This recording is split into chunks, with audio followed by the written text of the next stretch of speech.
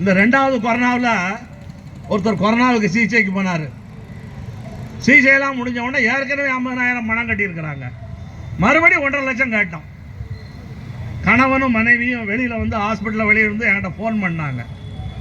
என்னென்னா 1.5 லட்சம் கேட்குறாங்க தோழர், ஏற்கனவே 50,000 கொடுத்துட்டோம், காப்பீடு வேறு இருக்குது, நாங்கள் என்ன பண்ணுறது அப்படின்ட்டு. சார் வீட்டுக்கு போங்க, இல்லை 1.5 லட்ச ரூபா கேட்டிருக்காங்களா, நீங்கள் எங்கே இருக்கிறீங்க? இப்போ வெளியில் வந்து பூத்தில் வந்து ஃபோன் பண்ணுறோம். ரைட்டு. ஆஸ்பத்திரியில் என்ன இருக்குது? எனக்கு என் ஒய்ஃபுக்கும் கொண்டு வந்த பெட்ஷீட் இருக்குது, என் வேட்டி 2 இருக்குது, என் கையில் இருக்கு. ஆனால் அவன் ஆஸ்பத்திரிக்காரன் வச்சுக்கிட்டோம், நீங்கள் வீட்டுக்கு போய்கிட்டே இருங்க அப்படின்னு சொன்ன போயிட்டாங்க. ஏன் போலீஸில் கேஸ் போடுவியா?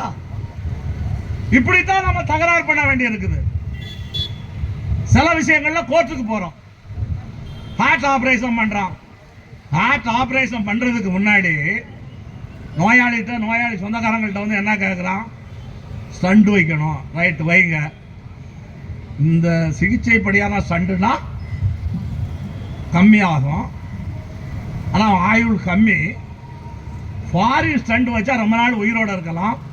ஃபாரின் ஸ்டண்ட் வைக்கவா சாதாரண என்ன சொல்லுவேன்? நம்ம சாகணும்னா சொல்லுவேன். சரி, என்ன ஆனாலும் வைன்னு சொன்னால் மறுபடியும் 1.5 லட்சம் 2 லட்சம் பில்லை போடுறான். கேட்டால் ஃபாரின் ஸ்டண்ட்டுக்கலாம். கோர்ட்டுக்கு போகிறோம். கோர்ட்டில் போய் கேஸை போட்டோம், இந்த மாதிரி எனக்கு கொடுக்கணும்ன்ட்டு.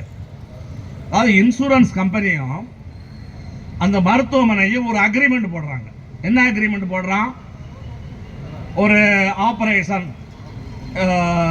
ஹார்ட் ஆப்ரேஷன் நாங்கள் இவ்வளவுக்குள்ள பண்ணிடுறோம்னு வந்து இன்சூரன்ஸ் கம்பெனியோட அக்ரிமெண்ட் போடுறான்.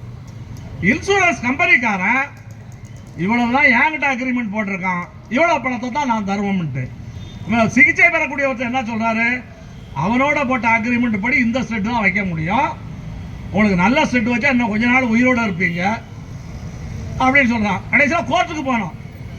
கோர்ட்டில் வந்து இன்சூரன்ஸ் கம்பெனிக்காரன் வந்து என்ன சொல்றான்? இல்லை நாங்கள் வைக்க சொன்ன ஸ்டட்டு எங்களோட ஆஸ்பத்திரி உள்ள அக்ரிமெண்ட் படி இவ்வளவுதான் பணம் எலிஜிபிலிட்டி. கோர்ட் தீர்ப்பு சொல்லுச்சு. என்ன சொல்லுச்சுன்னா, எந்த ஸ்டட் வைக்கணும்னு இன்சூரன்ஸ்காரன் முடிவு பண்ணக்கூடாது. எந்த ஸ்டட் வைக்கணும்னு இந்த நோயாளிக்கு இந்த ஸ்டட் வச்சா தான் இவர் ரொம்ப நாள் உயிரோட இருப்பாடு ஆஸ்பத்திரி வச்சிருக்குது.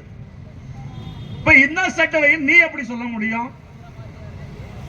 அதனால காப்பீட்டு பணத்தை பூரா திருப்பி கொடு என்று சொல்லி கிட்டத்தட்ட ஒரு 10-15 வழக்குகள் நீதிமன்றத்திலே தீர்ப்பு வாங்கி இருக்கிறோம். ஆனால் எல்லாரும் ஹாஸ்பிட்டல் போக முடியும், எல்லாரும் நீதிமன்றம் போக முடியுமா? எல்லாரும் நீதிமன்றத்திலே போய் வழக்கு கொடுக்க முடியுமா?